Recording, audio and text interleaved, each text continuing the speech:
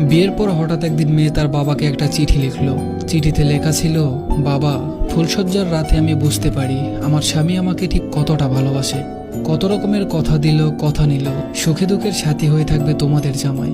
আমি যখন কান্না করছিলাম, তোমার জামাই শক্ত করে জড়িয়ে ধরে সান্ত্বনা দিচ্ছিল আর বলছিল, ধুর পাগল, এক বাবা মাকে ছেড়ে এসেছো তো কি হয়েছে, এখানে তো আরেকটা বাবা মা হয়েছ।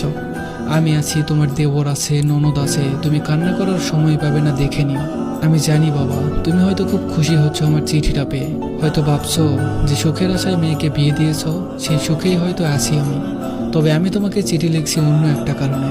বাবা, তুমি কেন এদেরকে যৌতুকের টাকা দিলে না?